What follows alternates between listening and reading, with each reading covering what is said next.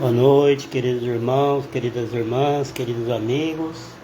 Estamos aqui mais uma vez no Dialogando com o Consolador, onde vamos hoje dar continuidade ao nosso diálogo aqui com a obra da Joana de Ângeles,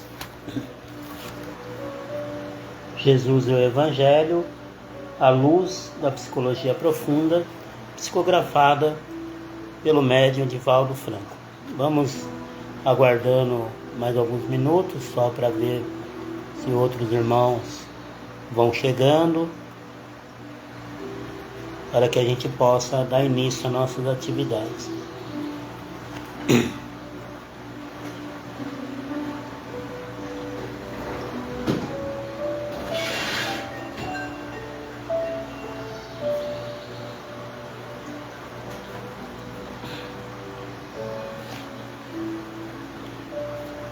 Lembrando que aqui é um diálogo, é um bate-papo aberto, onde você que vai assistir ao vivo ou você que vai assistir depois, pode participar pelos comentários, deixando os comentários aí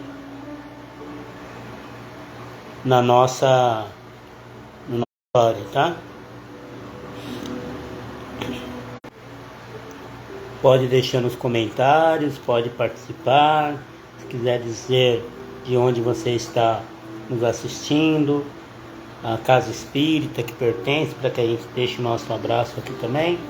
Aqui no nosso canal, Divulgando o Consolador, nós temos palestras realizadas por nós, temos os Minutos com Jesus, temos aqui a nossa live de segunda-feira, a partir das 8h30 da noite, e vamos divulgando também a doutrina espírita. Estamos aqui também, nós temos o YouTube com o mesmo nome, Divulgando o Consolador. Então no YouTube você vai buscar lá, Divulgando o Consolador, tudo junto, já vai aparecer lá o nosso YouTube. Se você não se inscreveu no YouTube, se inscreva no YouTube, lá tem as nossas palestras, tem os capítulos anteriores desse livro que comentamos desde a introdução até a presente data. Essa daqui vai mais tarde, outro vai subir para lá também. Então nós vamos sempre atualizando. Você pode acessar pelas nossas playlists lá no YouTube, Dialogando o Consolador, tá bem assim, Divulgando o Consolador, Divulgando o Consolador. Lá no YouTube você pode se inscrever e também compartilhar o nosso YouTube para que outras pessoas tenham acesso. Nós temos a playlist das palestras com vários temas que realizamos, do Dialogando com o Consolador e dos Minutos com Jesus que nós vamos subindo aos poucos. Boa noite, querido irmão Renato, Zacarias, grande abraço, que beleza, lá de Mendes, Rio de Janeiro. Eu tenho vontade de conhecer o lar de Frei Luiz, não sei se está perto de você aí, que é do Dr. Paulo César Frutuoso, um lugar assim, abençoado. Eu tenho muita vontade de ir lá conhecer o lar de Frei Luiz, que nós também acompanhamos aqui na nossa rede. Grande abraço aí pro pessoal do Rio de Janeiro. E nós vamos seguindo aqui hoje com o capítulo Realeza, que no livro eles não colocaram aqui, não editaram por número de capítulos, mas a gente pode ver aqui, Realeza seria o capítulo 3 aqui desta obra, mas ela continua no item 2 do Evangelho segundo o Espiritismo, que é o mesmo item do capítulo anterior, que era o reino. E ela continua no capítulo 2 do Evangelho segundo o Espiritismo, porém o item 4. Este livro, Joana de Ângeles, traz, editado, lançado no ano 2000, e ela traz aqui Jesus e o Evangelho à luz da psicologia profunda, que é o estudo, psicologia do ponto de vista não da psicologia como psicoterapia, psicologia clínica, mas do ponto de vista do estudo da alma, do ser, do espírito, desse ser que é Jesus, e dos espíritos que somos nós, espírito, alma, e logia, o estudo, o estudo da alma, estudo da psique, que seja da forma como vocês queiram colocar. Então ela vem trazendo, porque no Evangelho sempre é bom frisar, cada mensagem do Evangelho tem um item, ou 2 itens, ou 3 itens. Então ela está frisando no capítulo, porém apenas no item. E aqui nesse capítulo Realeza, ela vem trazer uma mensagem aqui de São João, capítulo 18, versículo 37. Tu o dizes, sou rei, não nasci e não vim a este mundo senão para dar testemunho da verdade. É o que traz aqui no Evangelho de João. Jesus traz no Evangelho de João, tá? Então nós vamos seguindo aqui nesse capítulo. E eu sempre gosto de frisar uma frase do capítulo anterior. Ela encerra o capítulo anterior, trazendo que a psicologia profunda, metodológica e analítica vê Jesus, o homem, como triunfador, tirando dele o que a ingenuidade cultural dos primeiros tempos havia lhe atribuído como sendo Deus, seu filho unigênito, para situá-lo no nobre lugar de conquistador, que enfrentou todos os desafios e venceu com afabilidade e energia na sua realeza moral, porque viera para lançar o hífen de luz entre as sombras do mundo e as esferas de incomparáveis claridades, Então Jesus, ele vem lançar aí lá mais de 2000 anos atrás, e continua de tempo em tempos, porque ele mesmo diz: minha palavra não passarão. O céu e a terra passarão, mas as minhas palavras não passarão.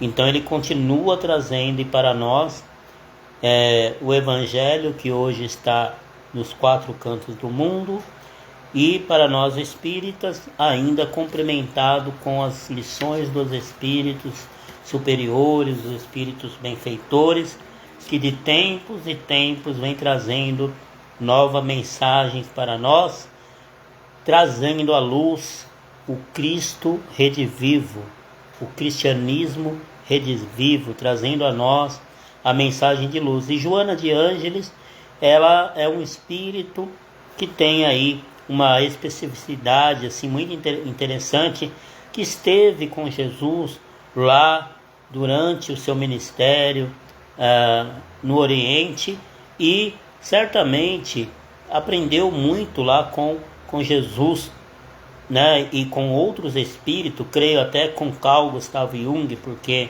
ela traz assim a psicologia analítica de uma forma que seria talvez impossível. Talvez Divaldo tivesse o conhecimento, lesse bastante sobre psicologia, se interessasse por psicologia, mas da forma como Joana traz aqui os conceitos da psicologia analítica é muito interessante.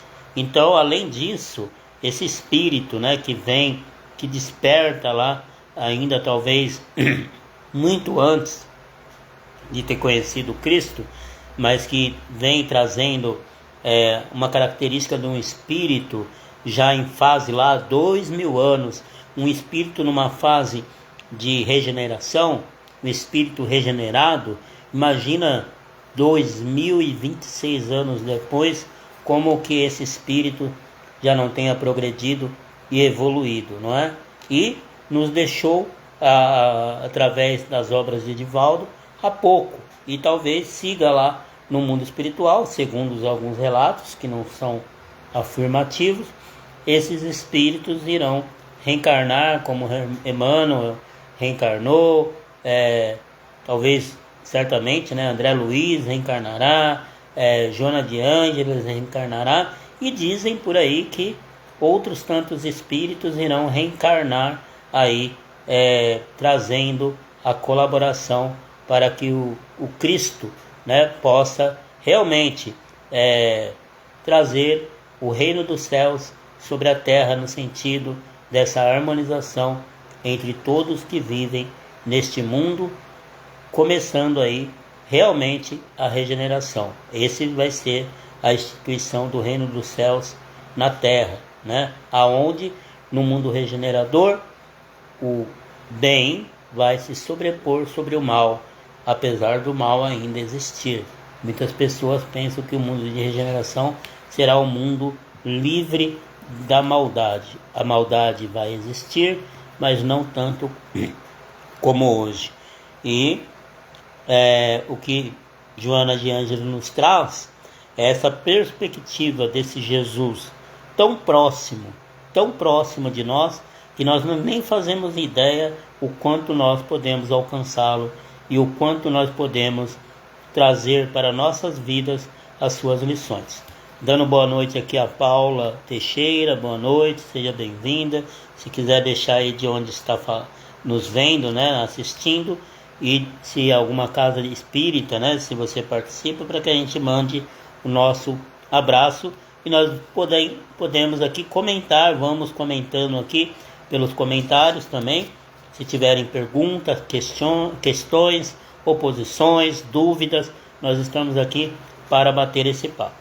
Começando então esse item, a realeza, que envolve, aí depois vocês vão ler lá no capítulo 2 do Evangelho segundo o Espiritismo, no item 4, que está correlacionado com esse capítulo que Joana de Ângeles nos traz.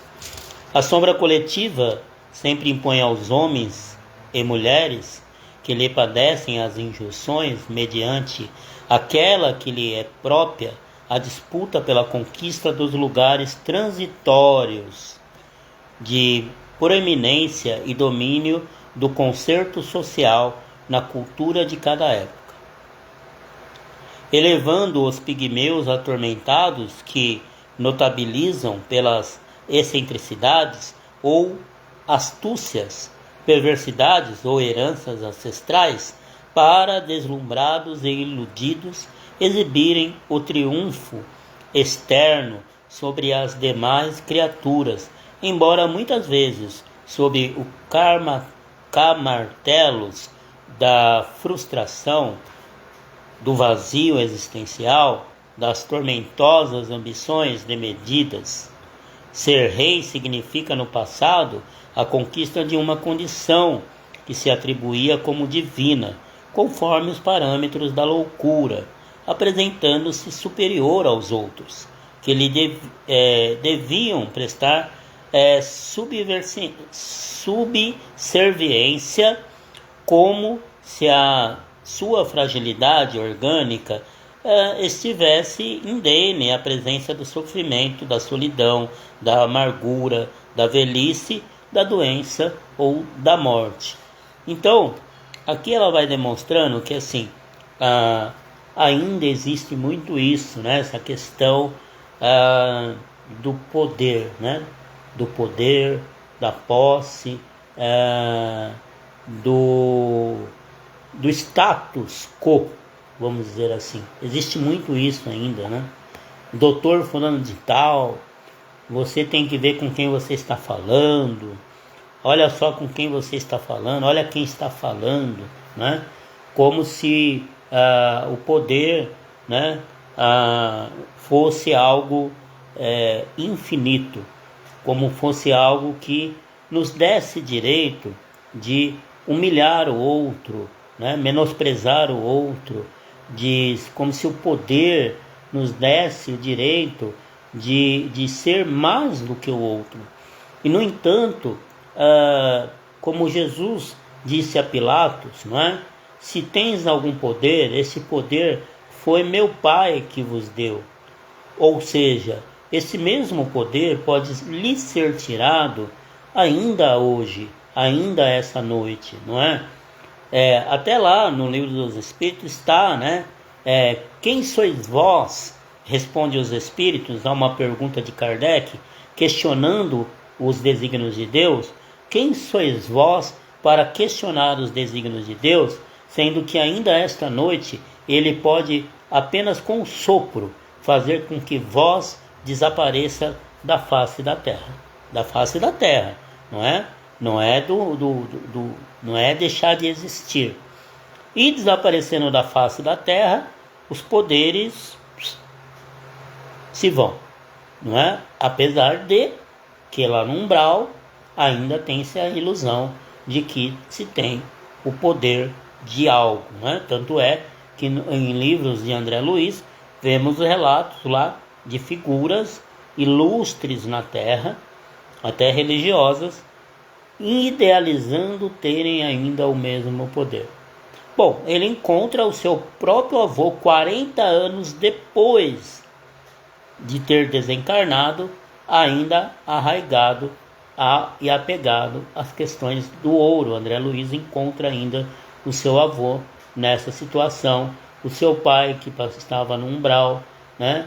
E ainda André Luiz, por exemplo, chega lá no umbral ainda pensando ser o doutor fulano de tal, do qual ele foi na Terra, e ele apenas ainda passa por uma lição de que daqui da medicina na espiritualidade ainda tem muito o que aprender.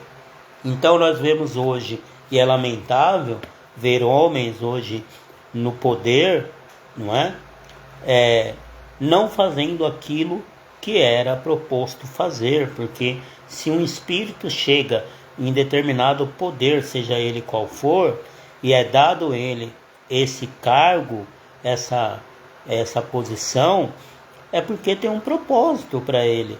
E se ele falha, ele não tem ideia. Eu fico pensando, alguns espíritos encarnados na Terra, com poderes que não preciso citar aqui, e que estão fazendo da Terra um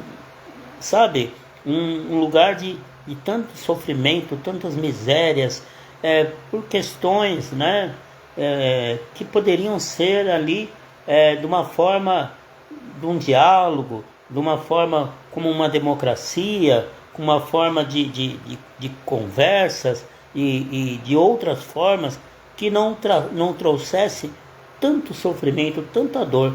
E eu fico me perguntando se esses espíritos pensam que são eternos, que o poder nunca lhes serão tirados, que aquele poder, determinado poder que tem hoje, nunca vai lhe ser tirado, seja ele qual for.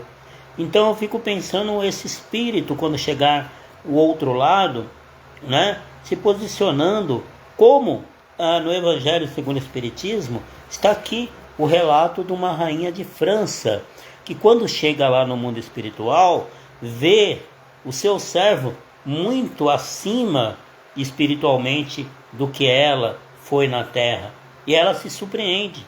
Então a gente tem que tomar cuidado, até nós que temos poder algum, né, que temos talvez cargos como chefes, patrões, ou doutor fulano de tal, ou, né, alguma posição aí, até mesmo na família, temos o papel de educar, de orientar, de direcionar, né, tanto como pais, família, como patrões, como chefes, como encarregados, de direcionar.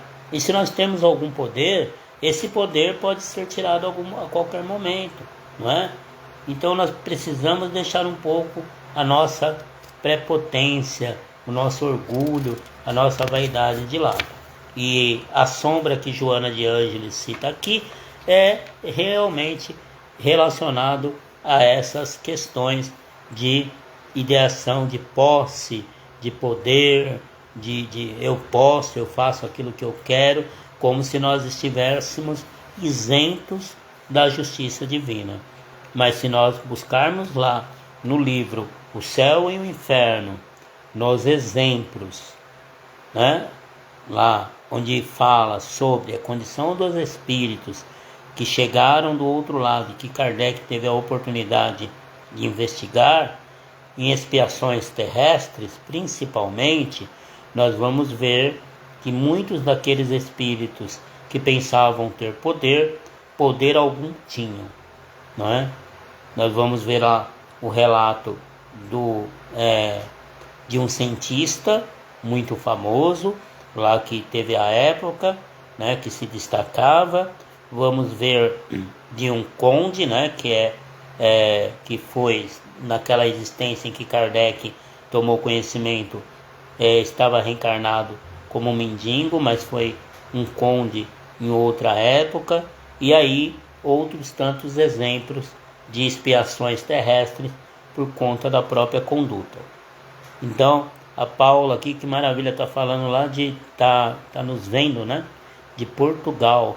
Abraço aí a Setúbal, Portugal. Que maravilha saber que a gente está chegando aí além das fronteiras do Brasil. Um abraço a todos aí em Portugal e que Jesus abençoe a todos.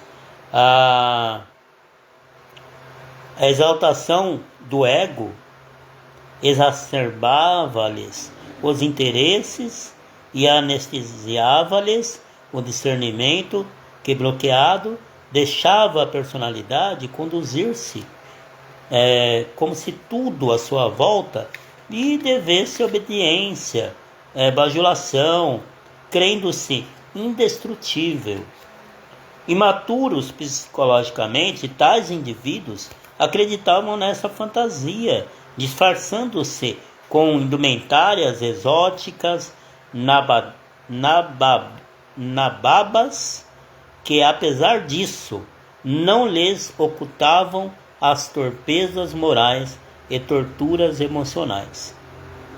Frágeis, porém, sucumbiam ou eram despidos do poder mediante a mudança dos ventos políticos ou das paixões dos adversários, que sempre vivem em disputas ferrenhas e doentias. Ainda hoje é assim em todas as expressões comportamentais das variadas posições apresentadas pela política humana, seja na religião, na sociedade, na ciência, na educação, onde quer que se movimente as criaturas sonhadoras, vitimadas pelo jugo da sombra, que são as más tendências, as más inclinações, as sombras, que ela cita aqui, conforme a psicologia analítica, são as nossas imperfeições. É aquilo que nós precisamos lapidar enquanto espíritos. E olha que ela diz, né? Ainda hoje lá em 2000, ainda hoje em 2026, e olha que ela vai dizer de Pilatos. Pilatos, Pôncio Pilatos, a época do Cristo, representava naquela circunstância o poder temporal que o amarguraria depois, levando-o a sucumbir quando destituído mais tarde por outro, mais poderoso, ao sopro das anteriores brisas bonaçosas que se transformaram em tempestades destruidoras. A sua preocupação com Jesus estava assentada no medo de perder a governança, de ser vítima das contravenções que sustentava para manter o poder entre integrantes e pérfidos que o avassalavam em expressivo número. Diante daquele homem compassivo e submisso, as suas projeções e receios desapareceram. Ali não se encontrava um competidor vulgar, mas um triunfador sobre si mesmo, que não disputava nada porque já possuía o mais importante tesouro de paz, se referindo a Jesus. Então Jesus não tinha nada a perder. Jesus é um espírito excelso. Jesus não precisava levantar a espada como muitos pensavam que ia acontecer. Jesus não precisava levantar a voz. Jesus não precisou gritar. Jesus não precisou competir com ninguém. Por isso que ele simplesmente, diante da maldade humana, do egoísmo, das ideações políticas, religiosas da época, ele simplesmente deu aquilo que ele sempre ensinou nas suas lições, está lá no Evangelho: ofereça a outra face, a da mansietude. Jesus era prudente, porque ele mesmo ensinou isso. Eu vos mando, disse ele aos seus discípulos, como cordeiros em meio aos lobos. Sejam prudentes como as serpentes e mansos como os pássaros. Não é? Então ele já sabia o que os discípulos poderiam sofrer. Ele mesmo já sabia, e os profetas também, já dito por ele, transmitido por ele, pelo próprio Cristo aos profetas, por isso que eles disseram aquilo que Jesus ia passar lá na frente, que Jesus nem tinha nascido ainda. Então ele mesmo já sabia, não é? Então ele simplesmente deu a outra face, mediante a maldade humana, porque Jesus foi assassinado, não é? Por ideologia política, religiosa, e nós, muitas vezes, queremos de alguma forma subjugar o outro por nossas ideologias políticas, por nossas ideologias talvez nem políticas, partidárias, religiosas, de percepção de questões relativas a gêneros, né? Ou até mesmo de outras questões aí que envolvem a humanidade e que deve pertencer a essas questões intimamente a cada um. E não agimos, quando nós agirmos como os fariseus e como esses que crucificaram Jesus, nós não estamos sendo cristãos. Nós somos cristãos desde que sigamos o mesmo exemplo de Jesus, não é? Sempre trabalhando em prol da humildade, da caridade, da fraternidade, da equidade, né? Que é importante. Na sua fragilidade, o condenado se apresentava forte e imbatível, amarrado e livre, lanhado e indiferente ao suplício, coroado de espinhos e nobre, ao mesmo tempo, muito distante das questiúculas miseráveis da sombra, cuja a pergunta não poderia deixar de ser-lhe feita: és, pois, rei? Perguntou Pilatos a ele: és, pois, rei? Desejava sabê-lo dele próprio, porque os seus inimigos o apresentaram como o rei dos judeus. Portanto, perigoso a sua resposta, porém não deixava dúvida ao afirmar que o seu reino não é deste mundo. Ele afirmou: meu reino não é deste mundo. Atúrdido com aquela sinceridade e com o seu desinteresse pelas mentiras terrestres, não poderia sopitar a curiosidade de saber mais, de dar largas à sombra, tranquilizando-se em seu trono de infantilidade e de jogos que o distraíam por prazeres doentios. Jesus, profundamente livre, elucidou por fim: não nasci e não vim a este mundo senão para dar testemunho da verdade. Aquele que pertence à verdade, escuta a minha voz. Aquele que pertence à verdade, escuta a minha voz. Agora, que verdade é esta que Jesus está dizendo? E o que é a verdade? É a minha verdade? É a verdade do mundo? Será que nós já conhecemos esta verdade? E do que ele veio dar testemunho? Bom, ele falou de um pai bom, justo e misericordioso. Ele falou de muitas moradas na casa do meu pai, como ele disse. Ele falou da importância de amar a Deus sobre todas as coisas e ao próximo como a si mesmo. Porque amar a Deus sobre todas as coisas, porque as coisas materiais são importantes, ele nunca desprezou, mas que não era de importância tamanha ao ponto do homem se apegar e pensar que nunca largaria disso. E ele dizia também que nem só do pão vive o homem. Portanto, estamos aqui para evoluir enquanto espíritos, progredir e fazer o melhor. A Paula está dizendo aqui, né? Deu a vida pelos seus filhos para viver a vida espiritual, para ajudar todos deste mundo, mas todos também o têm que ajudar. Sim, nós temos que ajudar. Ele escolheu ali alguns discípulos, 12, mas quando Jesus mesmo retorna na ressurreição, quando ele ressurge do mundo espiritual, dizem que eram 500 já em torno de, né?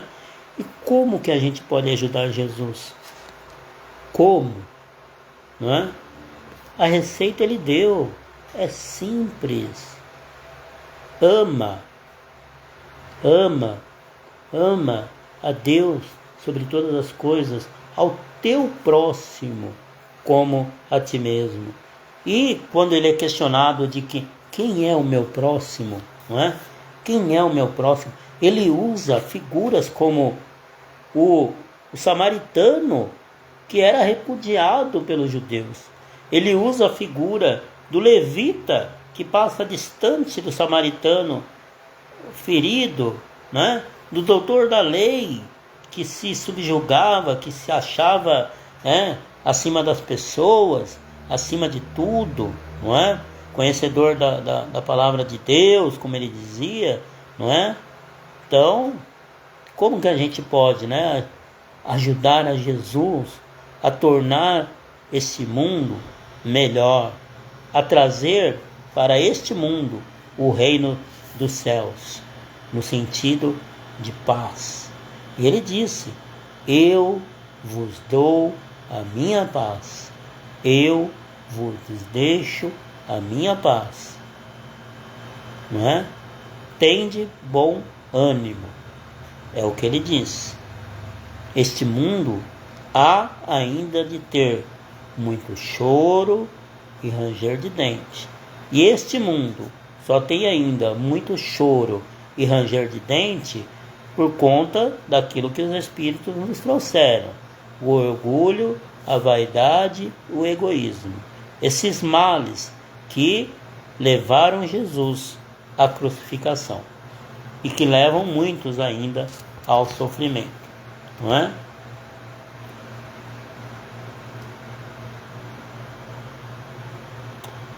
A verdade espanca a sombra. Olha só o que ela traz.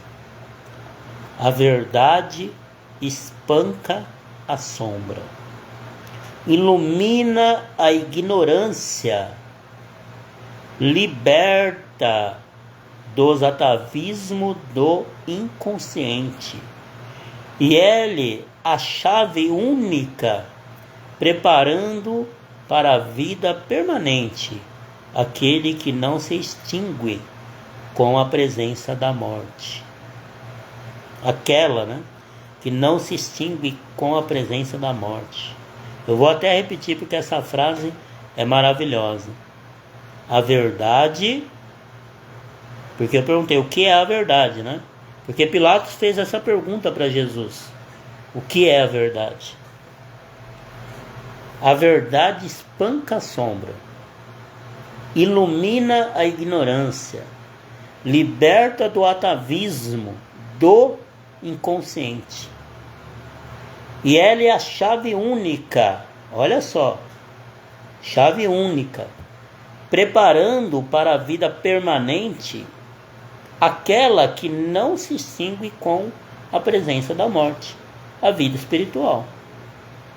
Por quê? Por mais que nós achamos que temos posse da verdade, nós não temos.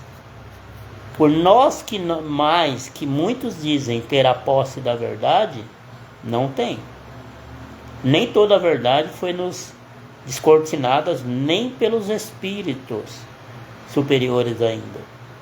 O que temos do mundo espiritual é uma pincelada. E ainda não temos a consciência da importância da vida, da reencarnação na Terra. Porque nós tivéssemos a consciência da importância desta existência na Terra, como deveríamos ter, muitos males seriam sanados para nós, principalmente resgatarmos nesta e em outras existências. E por que ela fala do inconsciente? Porque somos espíritos milenares que trazemos arraigados em nós tanto as nossas virtudes como as nossas sombras, que são as nossas imperfeições, né? Então, nós precisamos abrir a consciência, parar de olhar só aqui, ó, na linha reta, e expandir a consciência e não se acharmos também, enquanto espíritas, donos da razão, não é? Nós somos cristãos e o Cristo acolheu a todos, e o Cristo não julgou quem estava certo, quem estava errado. Ele apenas disse que veio cumprir a lei. Ele veio cumprir a lei. Ele veio, não é? Como ele disse aqui, dar testemunho daquilo que é realmente o mundo espiritual, daquilo que é realmente Deus, né? Este que Kardec colocou lá como inteligência suprema, causa primeira e primária de todas as coisas. Então, nós temos o exemplo, nós temos o modelo e o guia como cristãos. Outros budistas, islâmicos, não é? E outros tantas, né, que tiveram pelo mundo, né, taoístas, hinduístas e tantos outros, tiveram outros mestres também que não diverge de Jesus, na verdade, converge os pensamentos, muitos pensamentos dele eles convergem, não divergem de Jesus. Então, para nós cristãos, Jesus é modelo e guia. Para outros, existia um outro modelo e outro guia, mas que também veio trazer esse papel de direcionar a humanidade. Então nós vamos ficar por aqui, porque esse capítulo ainda tem muito ainda que nos trazer, tá? Porque ela vai entrar aqui em Jesus, como eu disse, que é o nosso modelo e guia. Ela vai trazer agora o Jesus como exemplificação. Então, boa noite aí ao nosso querido irmão e amigo de grande jornada, Zezinho Almeida, né, que trilha aí conosco aí as jornadas aqui pela doutrina espírita aqui na nossa região.